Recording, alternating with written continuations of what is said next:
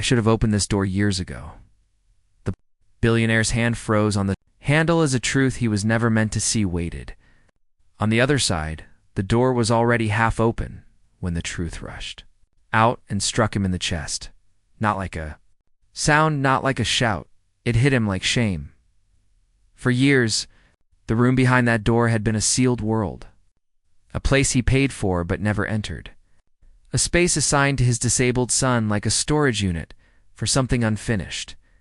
He had built towers of glass and steel, signed deals worth nations, and convinced himself that love could be scheduled between meetings. Now the door was open, and the billionaire could not move. The light inside the room was soft and warm, nothing like the cold glow of his mansion. The air carried the scent of paper, oil paint, and something human. Something lived in. The walls were not empty. They were covered with drawings, notes, and careful rows of photographs. Not of toys, not of childish dreams, of people. People who were broken in quiet ways, people who had written letters, people who had been saved. Billionaire's breath turned shallow as his eyes followed the lines of the room. In the center sat his son, thin shoulders steady, back straight in a chair modified by patient hands. His legs did not move. His hands did, and what those hands were doing shattered a lifetime of excuses. Less than an hour earlier, the house had been tense with impatience.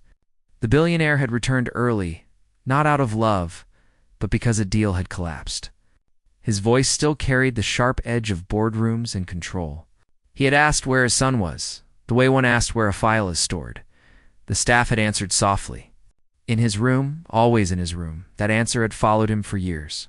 The billionaire had walked down the long hallway with its polished floors and silent art, every step echoed with avoidance. He told himself he would open the door today, that he would look in, that he would say something kind. He had told himself that before. When he reached the door, he did not knock. He never did. He owned everything here. But the moment the door opened, ownership vanished. Inside that room was not weakness. It was work. Inside that room was not dependency. It was service. Inside that room was not a broken boy. It was a quiet force. The son's name was Eli. Eli had been born into privilege and learned early how invisible that could make pain. His body did not respond the way other bodies did. His legs never obeyed him.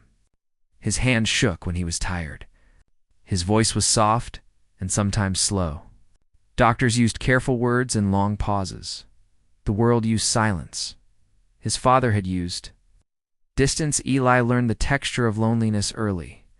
The sound of doors closing, the smell of antiseptic hospitals and polished hallways, the feeling of being discussed instead of addressed.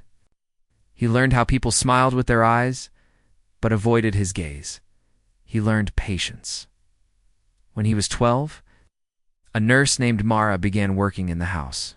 She did not rush. She did not speak louder to him.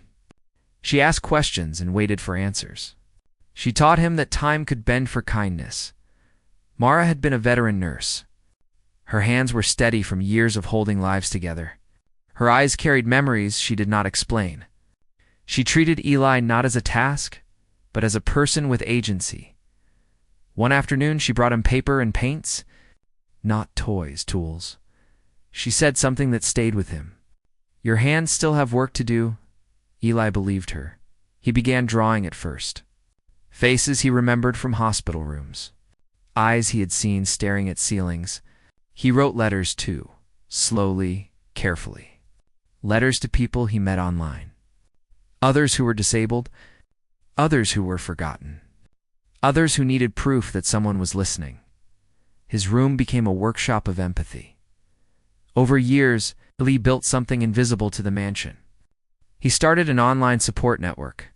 He mentored children who could not leave their beds.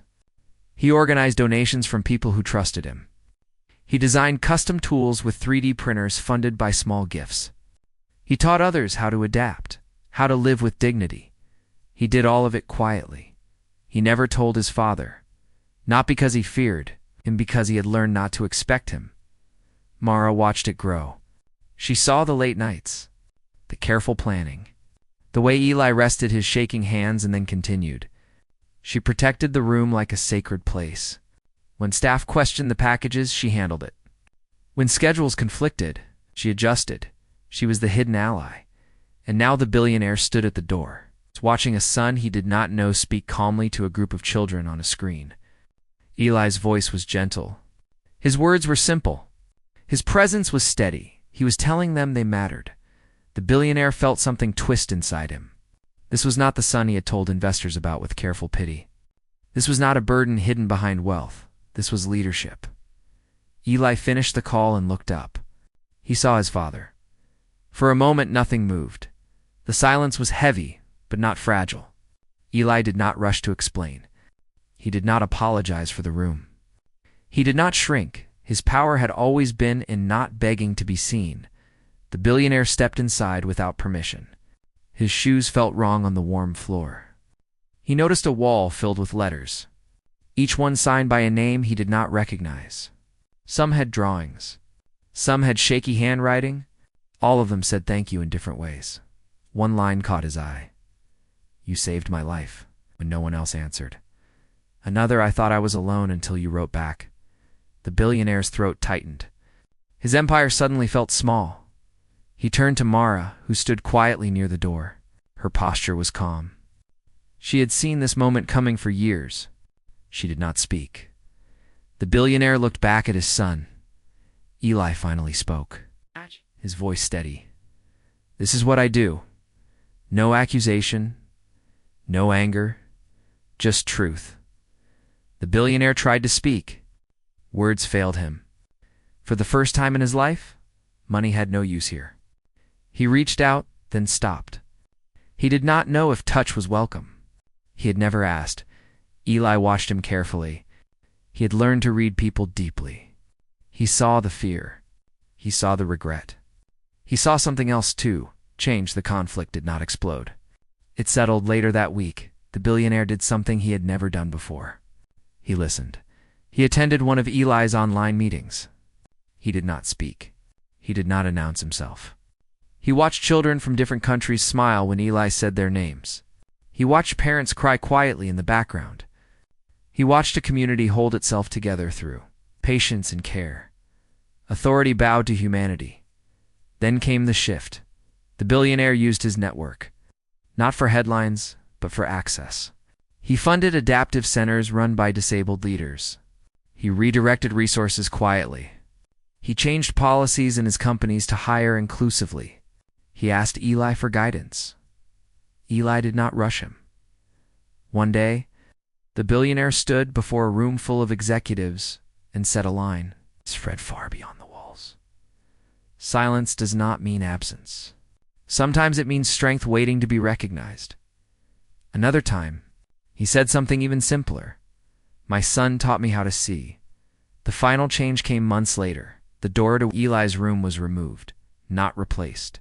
The space became open. People came and went. Children visited. Ideas flowed. The mansion finally felt lived in. Eli continued his work. Mara continued to guard his time. The billionaire learned how to sit without controlling, how to listen without fixing, how to love without conditions. On a quiet afternoon, Eli and his father watched the sunset from the wide windows. The light painted the room gold. Eli's hands rested, tired but satisfied. The billionaire spoke softly, not as an owner, not as a ruler, but as a father. "I was rich and still poor." Eli smiled. The room no longer needed a door, and the world outside felt a little less closed. Some battles are loud. Others are fought in quiet rooms with patient hands and open hearts. Strength does not always stand. Sometimes it sits and builds something the world forgot it needed. If this story moved you, share where you were watching from. Leave your thoughts below. And subscribe for more stories that honor silent heroes and the unseen power of dignity.